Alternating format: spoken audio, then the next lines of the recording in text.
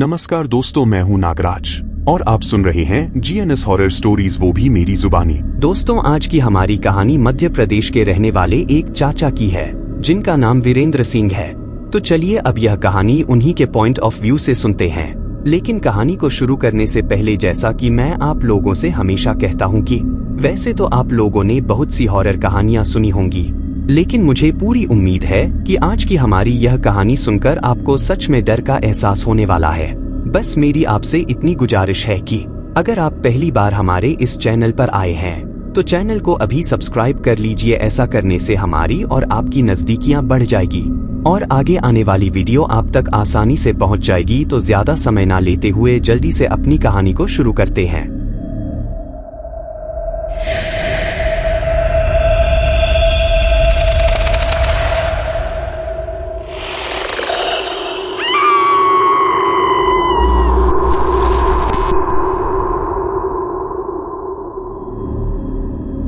दोस्तों, मेरा नाम वीरेंद्र सिंह है। मैं मध्य प्रदेश के इंदौर शहर का रहने वाला हूँ। आज जो डरावनी घटना मैं आप लोगों के साथ शेयर करने जा रहा हूँ, वह मेरे जीवन में घटी एक बहुत ही ज्यादा भयंकर और डरावनी घटना है। यह घटना आज से लगभग 35 साल पहले की है। वह 1980 के दशक का दौर था। दरअसल हमारा खानदान शुरू से ही आयुर्वेदिक दवाइयों के मामले में सबसे आगे रहा है। यानी कि मेरे दादा परदादा से ही हमारे खानदान में यह काम चल रहा है। हम लोगों को अलग अलग बीमारियों के लिए आयुर्वेदिक दवाइयां बनाकर देते हैं। इसके साथ साथ ही अगर किसी को कोई बीमारी हो जाती थी तो उसको उसके घर पर देखने के लिए भी जाते थे। इसी वजह से मुझे मेरे गांव में वेद जी के नाम से भी जाना जाता था और गांव के लगभग सभी लोग अपनी अपनी बीमारियों का इलाज मुझसे ही करवाते थे। लेकिन मुझे इस बात का जरा भी अंदाजा नहीं था कि एक दिन मेरा यही काम ही मुझे एक ऐसी मुसीबत में डाल देगा जो कि इतनी ज्यादा खतरनाक और भयानक होगी जिसे मैं अपनी पूरी जिंदगी भर नहीं भूल पाऊंगा। दरअसल एक दिन की बात है, मैं अपने घर से 2-4 दिन के लिए किसी दूसरे गांव में किसी व्यक्ति का इलाज करने के लिए गया हुआ था। उस व्यक्ति को जो बीमारी थी वह काफी गंभीर थी और उसका इलाज करने में मुझे 2-4 दिन का टाइम लगा था। लेकिन जिस दिन मैं उस व्यक्ति के घर से वापस आ रहा था तो उस दौर में इतने ज्यादा साधन नहीं हुआ करते थे और लोग अक्सर पैदल ही अपना सफर तय किया करते थे। इसी वजह से मैं भी उस दिन उस व्यक्ति के घर से दोपहर के बाद अपने गांव के लिए निकल चुका था। मैं अब पैदल चलकर ही अपने गांव की तरफ आ रहा था। उस वक्त मुझे पैदल चलते हुए काफी ज्यादा समय हो चुका था। उस व्यक्ति के घर से मैं दोपहर के बाद निकला था, लेकिन अब शाम ढल चुकी थी और चारों तरफ अंधेरा फैल चुका था। उस वक्त तक मुझे काफी तेज प्यास भी लग रही थी। इसी वजह से अब मैं चलते चलते ही रास्ते में कहीं पर पीने के पानी की तलाश करने लगता हूँ। अभी मैं जिस रास्ते पर चल रहा था उस पर चलते चलते ही मुझे दूर एक खेत में एक कुआं नजर आता है और जब मैंने गौर से उसकी तरफ देखा तो वहाँ पर एक बाल्टी भी रखी हुई थी, जिसको देखकर मैं सोचता हूँ कि शायद इस कुएं में पानी है। इसके बाद मैं उस कुएं के पास जाता हूँ और उस बाल्टी को उठाकर रस्सी के सहारे कुएं में डालता हूँ। जैसे ही मैं बाल्टी को कुएं में डालता हूँ तो मुझे बाल्टी के पानी में डूबने की आवाज सुनाई देती है और उस आवाज को सुनते ही मैं थोड़ा खुश हो जाता हूँ कि चलो पीने का पानी तो मिला। लेकिन मुझे इस बात का जरा भी अंदाजा नहीं था कि जिस कुएं में मैं पानी पी रहा हूँ वह एक मौत का कुआं है और जो कोई भी उस कुएं में पानी पीता है उसके साथ कुछ ऐसा होता है जो आपको आगे चलकर कहानी में जानने को मिलेगा। अब जिस वक्त मैं उस पानी की बाल्टी को रस्सी के सहारे नीचे झुककर उसको बाहर निकाल रहा था तो उस वक्त मुझे ऐसा एहसास हो रहा था कि जैसे मेरी पीठ पीछे कोई खड़ा है। लेकिन जब मैं पीछे मुड़कर देखता हूँ तो मुझे मेरे पीछे कोई भी दिखाई नहीं देता है। इसके बाद मैं फिर से उस रस्सी को ऊपर की तरफ खींचने लगता हूँ। लेकिन जैसे ही मैं रस्सी को ऊपर की तरफ खींचने लगता हूँ तो मुझे किसी के गुर्रा की आवाज सुनाई देती है। उस आवाज को सुनकर ऐसा लग रहा था कि जैसे कोई मेरी तरफ देखकर ही गुर्रा रहा है। लेकिन अब मैं उस आवाज को नजरअंदाज करके उस रस्सी को ऊपर की तरफ खींचने लगता हूँ और थोड़ी ही देर में वह बाल्टी ऊपर आ जाती है। लेकिन बाल्टी के ऊपर आने के बाद जैसे ही मैं उस बाल्टी के अंदर अपने हाथ से पानी निकालने की कोशिश करता हूँ तो उस पानी को हाथ में लेते ही मुझे कुछ ऐसा दिखाई देता है जिसको देखते ही मेरी तो आंखें फटी की फटी रह जाती हैं और मैं सोच लेता हूँ कि आज मैं किसी गलत जगह पर रुक गया हूँ, क्योंकि जैसे ही मैंने अपने हाथों में उस बाल्टी से पानी उठाया तो उस वक्त अंधेरा तो काफी ज्यादा हो चुका था, लेकिन फिर भी चांद की रोशनी में मुझे थोड़ा बहुत दिखाई दे रहा था। और उस चांद की रोशनी में ही मैंने अपने हाथों में जब उस पानी को लिया तो मुझे उस पानी का रंग पूरा लाल दिखाई दे रहा था। और उस रंग को देखकर ऐसा लग रहा था कि जैसे यह पानी नहीं बल्कि खून हो, क्योंकि उसका रंग बिल्कुल खून की तरह ही बहुत ज्यादा गाढ़ा था। अभी मैं अपने हाथों में उस खून की तरह दिख रहे पानी को देख ही रहा था कि तभी मुझे अपने कानों में किसी के पायल की आवाज सुनाई देती है। और उस पायल की आवाज को सुनकर जिस तरफ से वो आवाज आ रही थी, जब मैं उस तरफ देखता हूँ तो मुझे दूर से एक औरत आती हुई दिखाई देती है, जिसने कि अपने हाथ में एक मटका ले रखा था और अब वह चलते हुए मेरी तरफ ही आ रही थी। कुछ ही देर बाद वह मेरे पास आकर रुक जाती है। उसको देखकर तो ऐसा लग रहा था कि जैसे वह कोई पनिहारी है और इस कुएं पर पानी लेने के लिए आई है। उस वक्त उसने चोली पहन रखी थी और एक लंबा सा घूंघट निकाल रखा था। जैसे ही वह औरत मेरे पास आती है तो मैं उससे डरते हुए पूछता हूँ कि तुम इस कुएं पर पानी भरने के लिए आई हो क्या? मेरे ऐसा पूछने पर वह औरत अपने मुंह से तो कुछ नहीं बोलती है, लेकिन अपनी गर्दन को हाँ में हिलाती है। और जैसे ही वह अपनी गर्दन को हाँ में हिलाती है तो मैं उससे कहता हूँ कि तुम इस कुएं से पानी भरकर क्या करोगी? इस कुएं का पानी तो बिल्कुल खून की तरह लाल है। इसके साथ ही मैं उससे पूछता हूँ कि अगर तुम यहीं कहीं की आसपास की रहने वाले हो तो मुझे यह बताओ कि इस कुएं का पानी इस तरह से लाल क्यों है? अब जैसे ही मैंने उस औरत से यह बात पूछी तो वह औरत पहली बार अपना मुंह खोलती है, लेकिन जब वह अपना मुंह खोलती है तो उसकी आवाज सुनकर और उसने जो कुछ भी बोला उसको सुनकर मैं बहुत ज्यादा डर जाता हूँ। दरअसल मेरे ऐसा पूछने पर उसने मुझे एक अजीब सी भारी आवाज में कहा कि इस कुएं का पानी खून की तरह लाल नहीं है, बल्कि इस कुएं में से खून ही निकलता है, क्योंकि यह कुआं इंसानों का नहीं बल्कि भूतों और प्रेतों का कुआं है। मुझसे इतना कहकर वह औरत फिर से उसी तरह की आवाज में गुर्राने लगती है, जिस तरह की आवाज मुझे थोड़ी देर पहले ही उस कुएं से वह बाल्टी निकालते हुए सुनाई दे रही थी। जब उस औरत ने मुझे वह बात कही तो मैं उससे कहता हूँ कि अगर यह कुआं भूतों और प्रेतों का है तो तुम यहाँ पर मटका लेकर क्यों आई हो? लेकिन उससे यह बात कहते ही मेरा दिमाग एकदम से काम करता है और उसका वह हुलिया देखकर मेरे दिमाग में कुछ आता है। उस चीज के आते ही मैं समझ जाता हूँ कि आज मैं किसी बहुत ही गलत जगह में फंस गया हूँ। अब आप लोग जिस चीज के बारे में सोच रहे हो, मुझे भी बिल्कुल उस वक्त उसी चीज का अंदाजा हुआ था और अब मैं बिल्कुल हक्का बक्का रह गया था। मुझे सारी कहानी अच्छे से समझ में आ गई थी, लेकिन उस वक्त मुझे यह समझ नहीं आ रहा था कि अब मैं यहाँ से कैसे निकलूं और अब आगे मुझे क्या करना चाहिए। अभी मैं यह सब सोच ही रहा था कि तभी वह औरत अजीब सी आवाज में हंसने लगती है और हंसते हंसते ही वह अचानक से ही अपने सिर से अपना घूंघट हटाती है।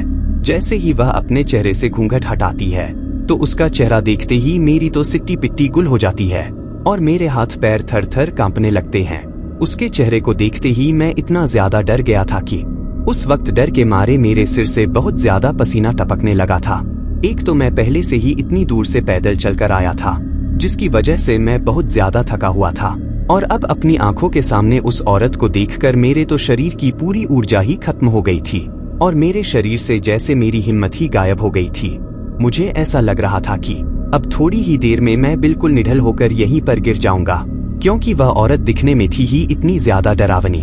जैसे ही उसने घूंघट ऊपर किया तो मुझे उसका चेहरा दिखाई देता है और उसका चेहरा दिखने में इतना ज्यादा डरावना था कि उस रात के अंधेरे में अगर कोई भी इंसान उसे देख ले तो उसको तो वहीं पर हार्ट अटैक आ जाए और वह वहीं पर मर जाए, क्योंकि जैसे ही उसने अपना घूंघट ऊपर किया तो सबसे पहले मुझे उसकी आंखें दिखाई देती हैं और उसकी आंखें पूरी तरीके से सफेद थी।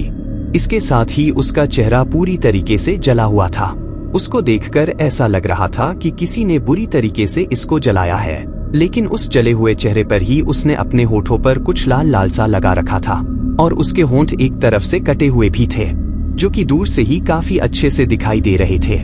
लेकिन उस औरत ने अपने नाक में एक बड़ी सी नथ पहन रखी थी, जो कि आमतौर पर महिलाएं श्रृंगार करते वक्त पहनती हैं। लेकिन उस रात के अंधेरे में उसकी वह सफेद आंखें कुछ अलग तरीके से ही चमक रही थी और वह चेहरा अब मुझे बहुत ही ज्यादा भयानक नजर आ रहा था। अभी सिर्फ इतना देखकर ही मैं बहुत ज्यादा डर गया था, लेकिन तभी उस चुड़ैल ने कुछ ऐसा किया कि उसको देखकर तो मैं अंदर से भी थर थर कांपने लगा था। क्योंकि जब उसने देखा कि मैं उसका चेहरा देखते ही बहुत ज्यादा डर गया हूँ, तो अब वह मेरी तरफ देखकर मुस्कुराती है। और जैसे ही वह मुस्कुराती है तो उसके होठों के अंदर के दांत मुझे दिखाई देते हैं। उसके दांतों को देखते ही मैं समझ जाता हूँ कि यह कोई नॉर्मल औरत नहीं है, बल्कि यह कोई भूत प्रेत या फिर डायन है, जिसने कि आज मुझे यहाँ पर अकेला देखकर मेरा पीछा कर लिया है। क्योंकि जैसे ही वह हंसने के लिए अपने चेहरे को ऊपर करती है तो मुझे उसके दांत दिखाई देते हैं, और उसके दांतों में दोनों तरफ के ऊपर और नीचे वाले दांतों में 2 दांत बाहर की तरफ निकले हुए थे, और वह चारों दांत बहुत ज्यादा नुकीले थे। इसके साथ ही उसके वह दांत काफी ज्यादा गंदे भी थे, और उनके बीच से उसके जबड़े से खून की लार भी टपक रही थी, जो कि अब उसके होठों से होते हुए नीचे गिर रही थी। लेकिन जब मेरी नजर उसके होठों से गिरती हुई उस लार की तरफ जाती है तो उसको देखकर तो मैं भौचक्का रह जाता हूँ, और मैं सोचता हूँ कि आखिर यह सब क्या हो रहा है। क्योंकि जब उसके होठों से वह खून की लार टपक कर जैसे ही जमीन पर गिर रही थी, तो जमीन पर गिरते ही जिस जगह पर वह लार गिर रही थी वहां से एक अजीब सा धुआं निकल रहा था, और मिट्टी हल्की सी हवा में उड़ रही थी। उस चीज को देखकर ऐसा लग रहा था कि जैसे कोई खतरनाक और रासायनिक केमिकल उस जमीन पर गिर रहा हो, और उसके गिरते ही वह जमीन इस तरह से कर रही थी। आप यूँ समझ लीजिए कि जैसे हम मिट्टी पर जब तेजाब डालते हैं तो उस मिट्टी से एक अजीब तरह की धुआं निकलती है, और वह मिट्टी जलकर काली हो जाती है। उस वक्त उस चुड़ैल के मुंह से गिर रही उस लार को जमीन पर गिरते ही उस जमीन पर भी कुछ ऐसा ही हो रहा था। उस चीज को देखकर मैं समझ गया था कि यह जो कोई भी मेरे सामने खड़ी हुई है, यह बहुत ही ज्यादा भयंकर और खतरनाक है। अब उस वक्त मैं वहां से भागना चाहता था, लेकिन अब डर के मारे मेरे शरीर ने काम करना ही बंद कर दिया था। मैं तो वहां पर बिल्कुल जड़ होकर खड़ा था, और एक टक बस उस डरावनी चुड़ैल की तरफ देखे ही जा रहा था। अब वह चुड़ैल इससे आगे कुछ ऐसा करती है जिसके बाद मैं समझ जाता हूँ कि अब चाहे मैं कितनी ही कोशिश कर लूँ, लेकिन यहाँ से बचकर नहीं निकल पाऊंगा। दरअसल उस चुड़ैल ने अपने हाथ में जो मटका ले रखा था, अब वह उस मटके से नीचे जमीन पर कुछ गिराने लगती है, और जब वह उस मटके से कुछ गिराती है तो मैं उसकी तरफ देखता हूँ। उस मटके में और कुछ नहीं बल्कि खून था, और वह मटका पूरा का पूरा खून से भरा हुआ था। अब वह चुड़ैल उस पूरे के पूरे खून से भरे हुए मटके को मेरे सामने ही खाली कर देती है। उसको खाली करके वह मुझसे कहती है कि अब मैं इसमें ताज़ा खून भरूंगी। पिछले कई दिनों से यह खून बहुत ज्यादा पुराना हो चुका था, और बांसी खून पीना मुझे बिल्कुल भी पसंद नहीं है। अब तुझे मारकर मैं इसमें तेरा खून भरूं, और फिर जब तक मुझे कोई अगला शिकार नहीं मिल जाता तब तक मैं तेरा खून ही पीऊंगी। जब मैंने उस चुड़ैल के मुंह से यह बात सुनी तो यह बात सुनते ही मुझे ऐसा लग रहा था कि अब डर के मारे मेरी तो धोती यहीं पर गीली हो जाएगी। लेकिन उस वक्त मैं किसी तरह अपने आप पर कंट्रोल करता हूँ, और उसको देखते ही मेरे दिमाग में यह सोचता हूँ कि मैं किस तरह से इसके चंगुल से बचकर यहाँ से निकलूं। अभी मैं इससे आगे कुछ और सोच पाता उससे पहले ही वह चुड़ैल अचानक से ही मेरी तरफ बढ़ती है, और एक जोर की लात मेरे दोनों पैरों पर मारती है। उसकी वह लात इतनी ज्यादा तेज थी कि उसको मेरे पैरों पर मारते ही मैं वहीं पर धड़ाम से नीचे गिर जाता हूँ, और मेरे नीचे गिरते ही वो मेरा एक पैर पकड़ती है और मुझको वहां से घसीटते हुए थोड़ा दूर लेकर जाती है। अब वह मुझे अंधेरे में लेकर जा रही थी। जब वह चुड़ैल मुझे इस तरीके से मेरे पैर को पकड़कर घसीट रही थी तो मैं चिल्लाना चाहता था, लेकिन उस वक्त मैं इतना ज्यादा डरा हुआ था कि डर के मारे मेरी तो आवाज बैठ चुकी थी, और अब मैं बस आंखें फाड़ फाड़ कर उस वक्त जो कुछ भी मेरे साथ हो रहा था उसको देख रहा था। इसके बाद वह चुड़ैल मुझे एक पेड़ के नीचे लेकर जाती है, और जैसे ही वह मुझे उस पेड़ के नीचे लेकर जाती है तो वहां का नजारा देखकर मैं समझ जाता हूँ कि आज अब मेरी जिंदगी का यह आखिरी पल है, और थोड़ी ही देर में मेरे साथ में कुछ ऐसा ही होगा जैसा वहां पर पहले कुछ लोगों के साथ हुआ था। दरअसल जैसे ही वह चुड़ैल मुझे उस पेड़ के नीचे लेकर जाती है तो मैंने वहां पर कुछ ऐसा देखा जिसको देखने के बाद मेरी तो अब बचने की उम्मीद ही खत्म हो गई थी, क्योंकि उस पेड़ के नीचे जाते ही मैं देखता हूँ कि उस पेड़ पर पहले से ही बहुत से लोगों की लाशें लटकी हुई हैं, जिनकी मुंडी नहीं है, और वह सिर कटी लाशें उस पेड़ से उल्टी लटकी हुई थी, और उन उल्टी लटकी हुई लाशों से खून की बूंदें टपक रही थी, और हर एक लाश के नीचे एक मटका रखा हुआ था जिसमें कि वह टपकता हुआ खून इकट्ठा हो रहा था। उन लोगों के कटे हुए सिरों की उस चुड़ैल ने एक माला बना रखी थी, जो कि वहीं पर उस पेड़ की एक टहनी पर लटकी हुई थी। उस वक्त उस पेड़ से लगभग 7-8 लोगों की लाशें लटकी हुई थी, जिनका उस चुड़ैल ने सिर काट रखा था और अब धीरे धीरे उनका खून टपक टपक कर उन मटकों में इकट्ठा हो रहा था। इस चीज को देखकर मैं समझ जाता हूँ कि अब यह चुड़ैल मेरे साथ भी ऐसा ही करने वाली है। अब यह मेरी भी गर्दन काट देगी और मुझको भी इसी तरीके से यहाँ पर उल्टा लटका देगी और फिर उसके बाद मेरा खून भी इसी तरीके से एक मटके में इकट्ठा करेगी। लेकिन इसके आगे वहाँ पर कुछ ऐसा होता है जिसके होने के बाद मुझे अपने आप को बचाने का एक मौका मिलता है। और मैंने सोच लिया था कि अगर मैंने इस मौके को गवा दिया तो आज मैं किसी भी तरीके से अपने आप को नहीं बचा पाऊंगा। मैंने मेरे मन ही मन में सोचा कि मरना तो आज मुझे वैसे भी है। अगर मैं यहाँ से नहीं भागा तो यह चुड़ैल मुझे पक्का मारेगी, तो क्यों ना मरने से पहले अपने आप को बचाने की एक कोशिश की जाए। और अगर भगवान ने चाहा तो शायद हम अपनी उस कोशिश में कामयाब भी हो जाएंगे। यही सोचकर मैं अपने मन ही मन में कुछ प्लानिंग करने लगा था। और वह प्लानिंग करने का मौका मुझे इसलिए मिला क्योंकि मुझे उस पेड़ के नीचे ले जाकर वह चुड़ैल मेरा पैर छोड़ देती है और अब मैं जमीन पर बिल्कुल वैसे ही पड़ा हुआ था। मेरा पैर छोड़ने के बाद वह चुड़ैल अब उस पेड़ पर चढ़ती है और वह एक एक लाश को अब एक जगह से दूसरी जगह खिसकाने लगती है। शायद वह मुझको मारकर लटकाने के लिए उस पेड़ की टहनियों पर जगह बना रही थी। जब मैंने देखा कि वह चुड़ैल उन लाशों को इधर उधर खिसका में लगी हुई है तो मैं मेरे मन ही मन में सोचता हूँ कि अब मुझे यहाँ से भाग लेना चाहिए, क्योंकि अगर मैं यहाँ से नहीं भागा तो अब थोड़ी ही देर में यह चुड़ैल मुझे यहीं पर मार देगी। और अगर मैं यहाँ से भाग जाता हूँ तो हो सकता है कि मैं अपनी जान बचा लूंगा। अब यह चीज मैं वहीं पर पड़ा पड़ा सोच रहा था, लेकिन इसके साथ ही मैं यह भी सोच रहा था कि अगर मैं भागने में कामयाब नहीं हुआ और इस चुड़ैल ने अगर मुझे पकड़ लिया तो फिर पता नहीं यह मुझे कितना ज्यादा तड़पा तड़पा कर मारेगी। लेकिन इसके साथ ही मेरा एक मन यह भी कह रहा था कि वीरेंद्र तू पागल हो गया है क्या? वह एक चुड़ैल है, तू चाहे कितना भी भाग ले, लेकिन वह जहाँ पर चाहेगी वहाँ पर कुछ ही पल में पहुँच जाएगी, क्योंकि वह तो एक अदृश्य शैतानी शक्ति है जो कहीं पर भी किसी भी वक्त पहुँच सकती है। तो ऐसे में अगर तू यहाँ से भागेगा भी तो इसको तेरे पीछे भागकर तुझको पकड़ने की जरूरत नहीं पड़ेगी। यह तो सिर्फ जिस तरफ तू भागेगा उससे आगे ही तुझसे पहले पहुँच जाएगी और तुझको वहीं पर पकड़ लेगी। लेकिन इसके बाद भी मैं भागने का ही फैसला करता हूँ और मैं सोचता हूँ कि मुझे एक बार अपने आप को बचाने की कोशिश जरूर करनी चाहिए। आगे जो होगा देखा जाएगा। अब यही चीज सोचकर मैं धीरे धीरे वहाँ से पीछे की तरफ खिसकने लगता हूँ और धीरे धीरे पीछे की तरफ खिसकते खिसकते ही मैं अपने पैरों के बल खड़ा होता हूँ।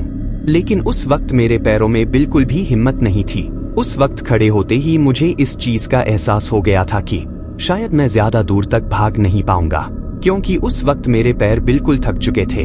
लेकिन फिर भी मैं अपने मन ही मन में भगवान का नाम लेता हूँ और भगवान से कहता हूँ कि भगवान आज मुझे किसी भी तरीके से यहाँ से बचा लो। और उसके बाद अपने घुटनों के बल खड़ा होते हुए मैं तुरंत ही वहाँ से इतना तेज दौड़ता हूँ कि उस वक्त मेरे पैरों में तो बिल्कुल भी हिम्मत नहीं थी, लेकिन मेरे मन में बहुत ज्यादा हिम्मत थी और मन की हिम्मत के बल पर ही मैं उस वक्त वहाँ से भाग रहा था। वह कहते भी है ना कि मन के हारे हार हैं और मन के जीते जीत। मैदान में हारा हुआ इंसान फिर से जीत सकता है, लेकिन मन से हारा हुआ इंसान कभी भी नहीं जीत सकता। और उस वक्त मैं सिर्फ अपने पैरों से ही थका हुआ था, लेकिन मैं मन से बिल्कुल भी नहीं हारा था। मेरे मन में अब भी अपने आप को बचाने की एक उम्मीद थी और उसी उम्मीद के सहारे अब मैं दौड़ रहा था। जब मैं थोड़ी दूर दौड़कर आ गया था तो मुझे मेरे पीछे से उस चुड़ैल के चिल्लाने की आवाज सुनाई देती है।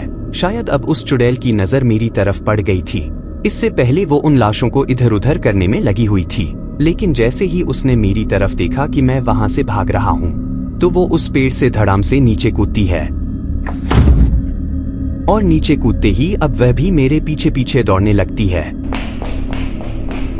उसको अपने पीछे दौड़ता हुआ देखकर तो मेरे मन में बहुत ज्यादा हिम्मत आती है और मैं अब पहले से भी ज्यादा तेज दौड़ने लगता हूँ। और वह हिम्मत उस डर की वजह से ही आई थी, क्योंकि उस वक्त मैंने भागते भागते ही जब उसको अपने पीछे भागते हुए देखा तो मैंने सोच लिया था कि अब अगर मैं इस चुड़ैल की पकड़ में आ गया तो फिर यह मुझे अपने आप को बचाने का और दोबारा से भागने का मौका बिल्कुल भी नहीं देगी, बल्कि यह मुझे पकड़ते ही यहीं पर मार देगी।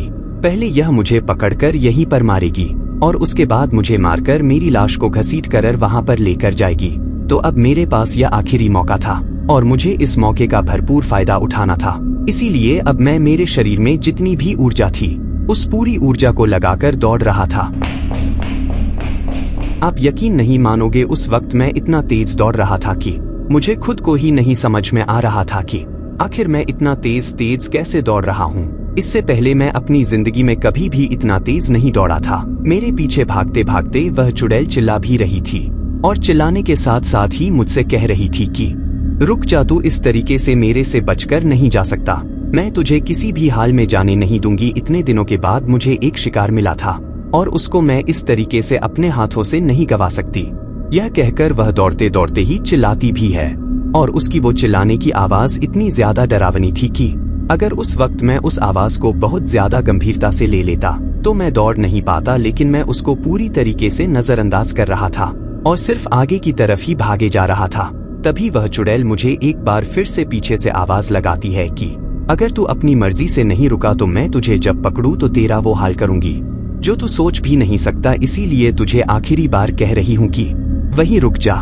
लेकिन मैं तो उस वक्त बिल्कुल भी उसकी बातों की तरफ ध्यान नहीं दे रहा था और वहां से भागते जा रहा था। तभी भागते भागते ही मुझे अपने आप को बचाने की एक दूसरी उम्मीद और नजर आती है, क्योंकि उस वक्त मुझे अपनी आंखों के सामने दूर एक छोटा सा गांव नजर आ रहा था जिसमें कि कई घरों की रोशनी मुझे दूर से ही नजर आ रही थी। और अब मैंने सोच लिया था कि मुझे अगर अपने आप को इस चुड़ैल के चंगुल से छुड़ाना है तो मुझे इस गांव में जाकर लोगों से मदद लेनी होगी। इसके बाद मैं उस गांव की तरफ दौड़ने लगता हूँ और जब मैं उस गांव में पहुँचता हूँ तो उस वक्त उस गांव में कुछ लोग भजन संध्या कर रहे थे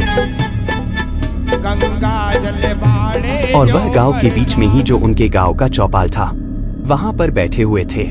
उस दौर में लोग ऐसा ही करते थे। गांव के जो भी लोग होते थे वह गांव के चौक में इकट्ठा हो जाते थे और फिर पूरी रात भजन किया करते थे। और वह भजन उस वक्त इसलिए हो रहे थे क्योंकि कुछ ही दिनों बाद होली आने वाली थी और पहले के टाइम पर होली से लगभग 1 महीने पहले ही गांव में भजन और धमाल होना शुरू हो जाते थे।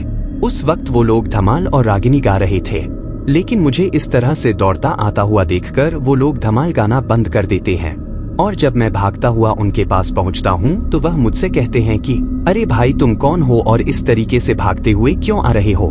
तभी मैं हांफते हुए उन लोगों से कहता हूं कि मुझे बचा लीजिए, वह मेरे पीछे पड़ी हुई है। अगर उसने मुझे पकड़ लिया तो आज वह मुझे यहीं पर मार देगी।